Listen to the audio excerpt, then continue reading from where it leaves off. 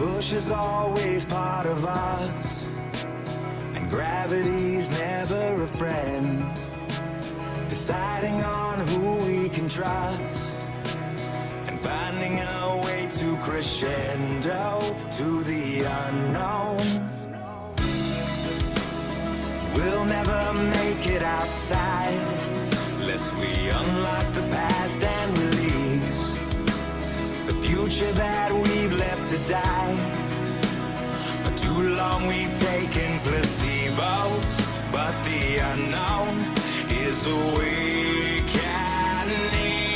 Don't give up now. There's already so much at stake.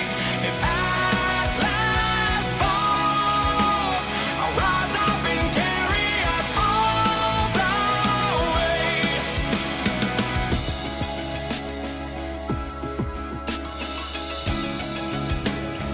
No, we can never look back. Return to the salt and the sea. The quiet is only a trap, and I will not take the placebos, 'cause the unknown is awakening. But I will crescendo. Don't give up now. There's already so much at stake. If Atlas falls, I'll rise up and carry us all the way. It won't pull me down, the weight of impossible days. I'll stand tall. I'll rise up and carry us all the way. Keep moving forward now. Keep your head above the clouds. I'm right with you. I will lift you. Just hold on. Don't give up now. There's already so much at stake. If Atlas falls, I'll rise up.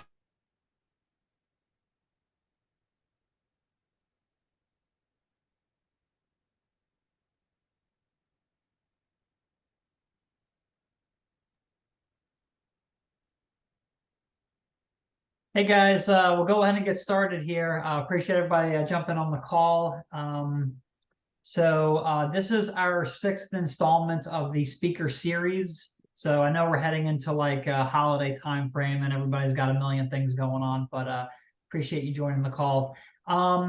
So before we get started, we are recording tonight because some people cannot make the call, so they like to see the recordings a little bit later on.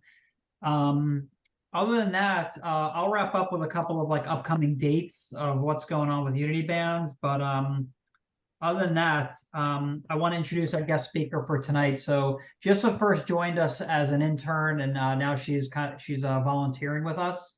So she's currently going to Liberty in Virginia, Liberty University. She's going for a Bachelor of Science in Business Administration with a focus in healthcare management. She's also the Vice President of Healthcare Leadership Association at Liberty University. Jisa Kusanthan, I will turn things over to you for the presentation. Thanks for doing this. Perfect. Thank you so much for that lovely introduction. I'll just share my screen so you can see my presentation.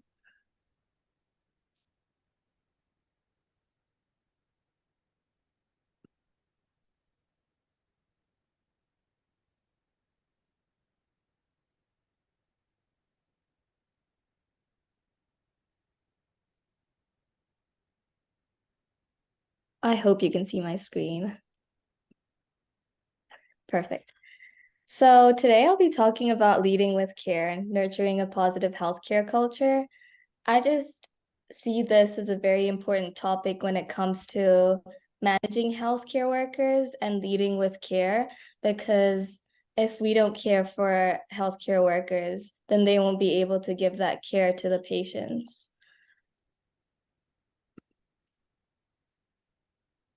And this quote pretty much puts it very nicely and summarizes what I will be talking about. So, in the heart of healthcare, effective leadership is a pulse that sustains a positive environment. And what this basically is talking about is if a healthcare team is uncoordinated or unfocused, patients often pay that price. So, therefore, great leaders facilitate communication, boost productivity, and put others first. And this ability is critical to quality patient care since healthcare often requires a rapid response to issues that arise, like we've seen in the past few years with COVID-19. Hey, just so sorry to interrupt. We see a slide, but we don't see any text or anything. Oh, okay. Sorry, one second. Let me just fix that. All right.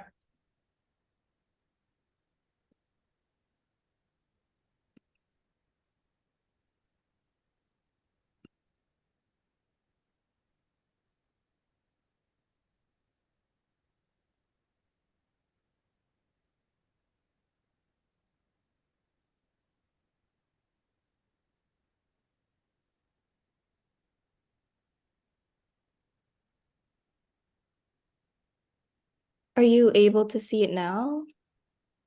We see kind of like the template in the background with like the molecules and all that, but no text.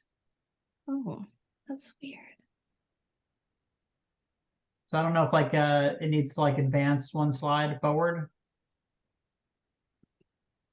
Oh.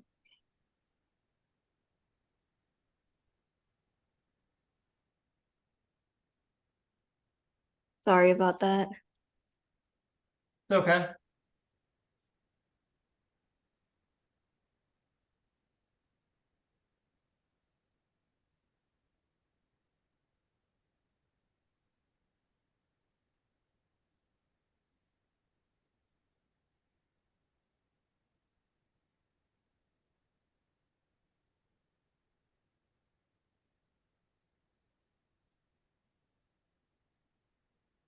All right, so I can see the title slide with your name and the cartoon characters, Perfect. and then we see the quote. Okay, perfect. Okay. So yes, I was saying how great leaders facilitate communication, boost productivity, and put others first. And this ability is critical to quality patient care since healthcare often requires a rapid response to issues that arise. Now, acknowledging the challenging landscape of healthcare, especially in times of crisis, is very important. So, as we navigate the complexities of modern healthcare, we recognize that certain events, such as the COVID-19 pandemic, have tested the resilience of our healthcare workers and healthcare systems like never before. The COVID-19 pandemic was unprecedented in its rapid global spread, as we've seen, overwhelming healthcare systems and posing unforeseen set challenges. Healthcare professionals found themselves on the front lines grappling with a novel virus, shortages of personal protective equipment, and an influx of critically ill patients. Our healthcare professionals face not only physical challenges, but also emotional and mental strain. And the constant exposure to the virus, the fear of transmission, and the heartbreaking decisions they had to make took a toll on their overall well-being. She's actually reviewing the submissions. What I have. This took a pivotal role on the leadership of leadership during such crises. And during the height of the COVID-19 pandemic, effective leadership became the linchpin holding our healthcare systems together. Leaders were faced with the monumental task of safeguarding the well-being of their teams, ensuring that the delivery of quality patient care and adapting rapidly to evolving circumstances. And in this slide, we look at why culture is important. Cultural respect benefits consumers, stakeholders, and communities and supporters who supports positive health outcomes. Because several elements can influence health communication, including behaviors, language, customs, beliefs, and perspectives, cultural respect is also critical for achieving accuracy in medical research. This also improves communication between teamwork, and that communication contributes to a more comprehensive and patient-centered approach to care. Therefore, it enhances patient engagement and customer loyalty. In this case, patients will just keep coming back. So patients feel more engaged in their care when they perceive a caring and empathetic environment. Now, their well-being is also benefited in this case, which includes reduced burnout. And this is by when a culture that prioritizes well-being and a work-life balance reduces the risk of burnout among healthcare professionals. This also increases professional growth opportunities, as a positive culture encourages continuous learning and development, enhancing the professional growth of staff and the overall organization as a whole. Now, when we talk about organizational reputation and success, obviously positive culture attracts top talent, improve patient outcomes, and contribute to long-term organizational success. This includes financial stability and just increasing the profit margins, of course. The key takeaway from this presentation is basically a positive healthcare culture is not just a feel-good aspect, it is also a strategic imperative that directly impacts the well-being of patients, the satisfaction and retention of healthcare professionals, and the overall success and reputation of the healthcare organization. As we nurture this culture, we pave the way for a healthcare environment that thrives on excellence and compassion. And I normally learn this in my healthcare management classes, how it is very important to keep the well-being and the mental health of healthcare workers priority, because it's what healthcare leaders make them feel that they will put there for their work and what they will give back to their patients. So it's always important to make sure that their mental health is taken care of first in order to satisfy their patients. Thank you. Any questions or comments? Hey, Jisa, this is John. Thank you for that. I will have at least one question, but I'll leave it for the group to ask questions first. So I'll open up the floor to everybody. Perfect.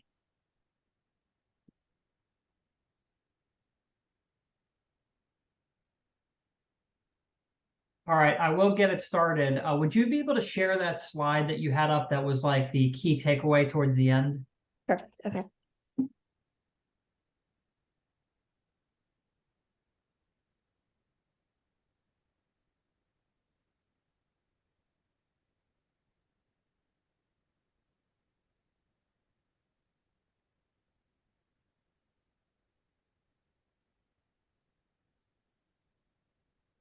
I hope you so can see it. yeah, so this one, so a positive culture, yeah, so the correlation between the like how healthcare workers are taken care of and the quality of the care that patients receive. Unity Bands is almost 3 years old, and I really wasn't thinking about this correlation until about a month ago. Like how do you think a lot of people understand or know about this correlation? I think a lot of people probably take it for granted, probably. Do you say how basically the strategic imperative and that directly impacts the well-being of patients? Is that what you asked? Right. So I would say it's probably a lot of people probably don't think of it in that way. But I do feel like if you take a deep look at it, then yes, they will definitely know that they will realize that for sure. Sure. Thank you. Thank you. Okay. Any other questions or comments from the group? Javon, I see you on there. Any questions from Manhattan? Not really. I remember we were discussing something about zoonotic diseases. I hope that was going to be brought up today, but it's okay. John, I have a question I could ask. Yeah, go ahead, Stephen. So thank you for the presentation, Jissa. One of the things I noticed you mentioned was having growth opportunities for healthcare professionals to kind of maintain morale. And from my conversations with healthcare professionals, I think perceived lack of growth opportunities is like, or advancement opportunities is kind of what contributes to dissatisfaction in a lot of healthcare workplaces. From a healthcare management perspective, what kind of growth opportunities do you think healthcare professionals should be offered in order to keep retention up? That's a very good question. Thank you very much for that. Um, that's a very good question. I would say when it comes to keeping healthcare workers, well, the retention, oh, and basically the growth for opportunities, I would say, um, keeping employees happy is definitely up there. And that's why nurturing and taking care of them is very important, especially healthcare workers, because they just go through so much. And like we've seen in the past during COVID-19, and that's why Unity Bands is there, obviously, just to help take care of healthcare workers and to boost their mental health and just be there for them. It's just a crucial area, and it's often just not taken into consideration most of the time because they're considered the heroes. But oftentimes they're the ones that need it the most, obviously. But yeah, I would say just taking care of them is up there, and like making sure that we provide the necessities for them to be fulfilled so that they can be fulfilling, if that makes sense. Got it. Thank you for your insight. Thank you. All right, thanks, Stephen. Last call from the group here. Go ahead. Oh, I have a comment.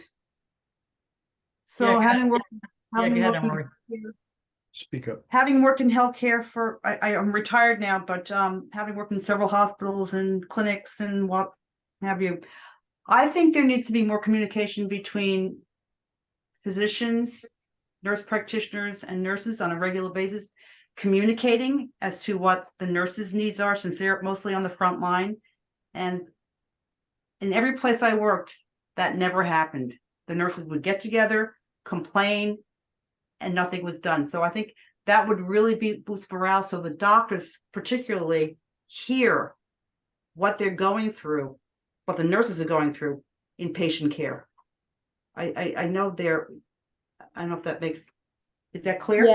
Yes, that we actually just learned about that, and it's very interesting coming from you since you've actually had that experience, because we learned about unionization between nurses and how there's a lack of communication, and I think that has a lot to do with, I guess, the level of education as well, but we need to try and bridge that gap between, I guess, the both and improve the communication, and that would honestly help with the growth of opportunities within the healthcare field for sure.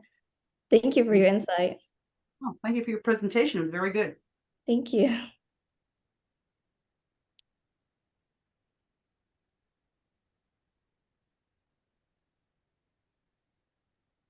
Okay, we got a couple minutes. Let's shoot for one more question. What's on everybody's mind? Let's hear from the doctors in the group. Why aren't they listening to the nurses more, Dr. Vigorita? Oh, just died. I just got back from Florida.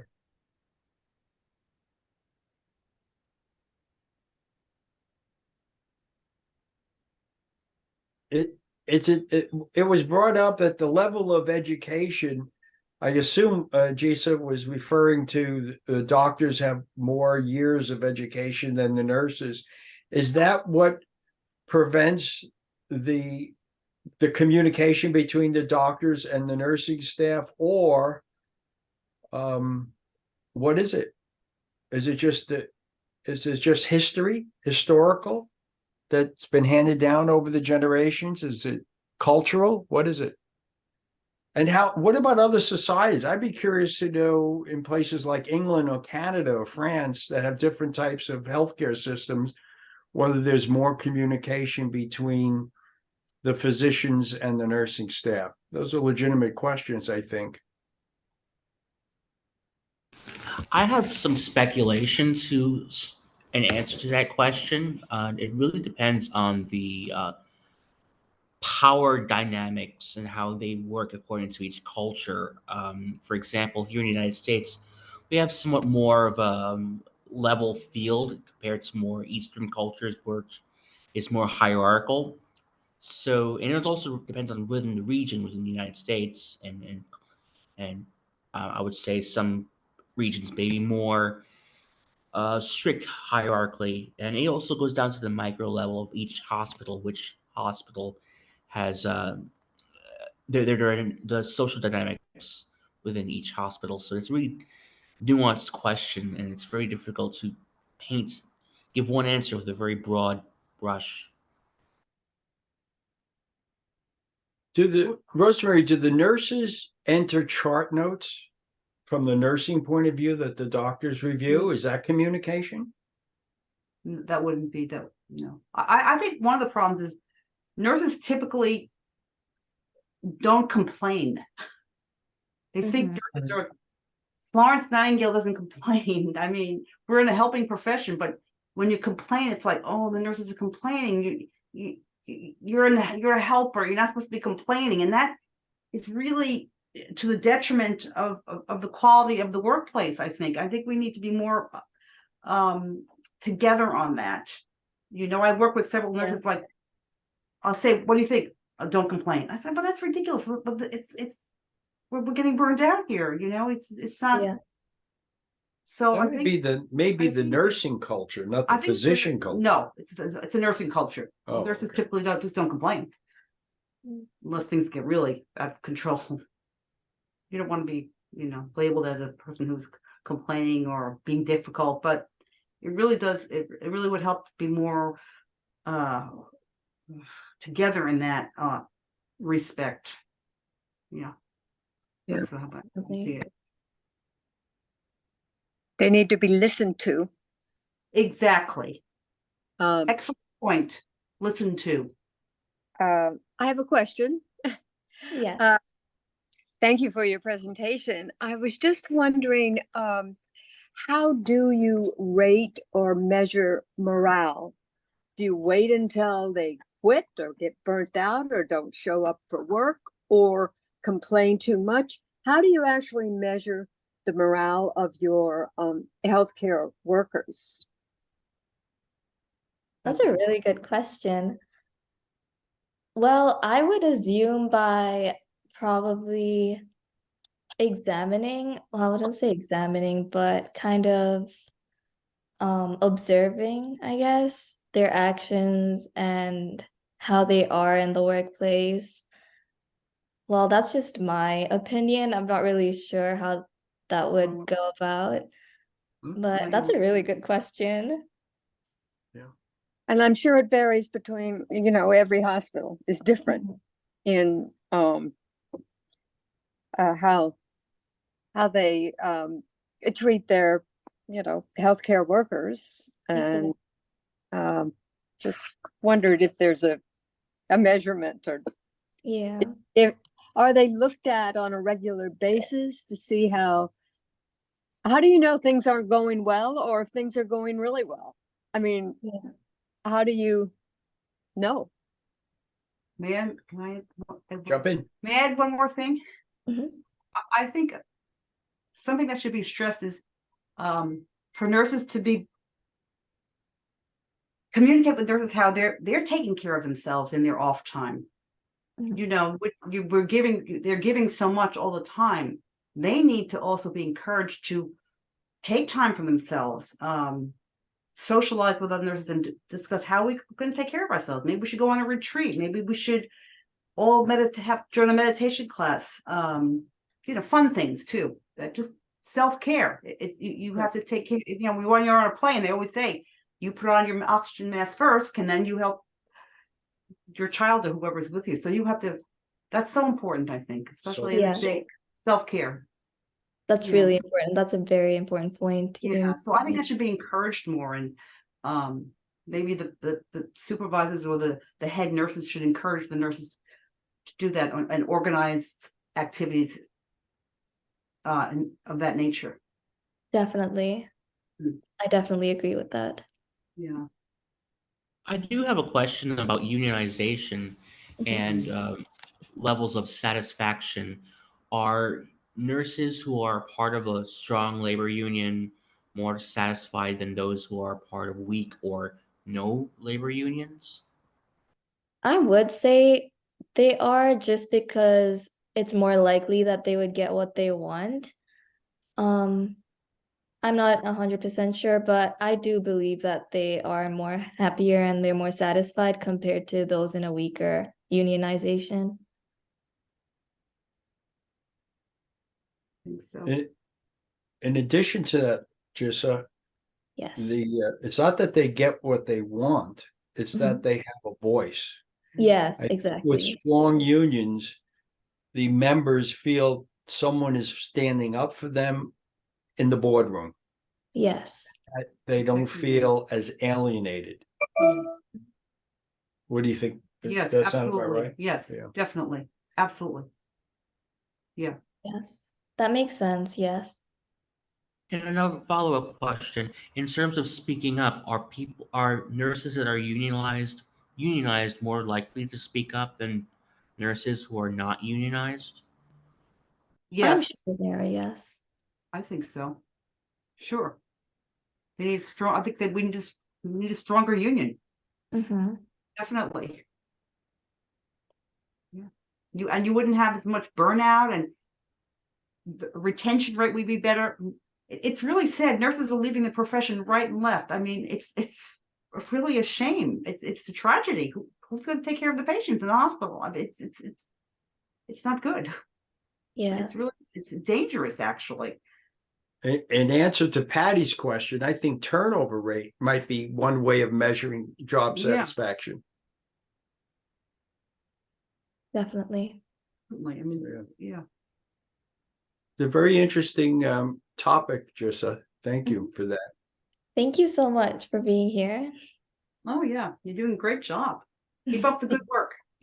Thank you so much. I really appreciate your time. Great, thanks, Jessa. Let me do this. A couple of wrap-up comments. For starters, just again, you're always a professional, so I appreciate you doing this talk and preparing ahead of time. I dropped a link in the chat window to a survey for everybody because we want to know, what you thought of this session and what you want to see in the future. And then let me just share my screen for 1 second because we got a couple of upcoming dates here. If you guys can let me know if you can see my screen. All right, great.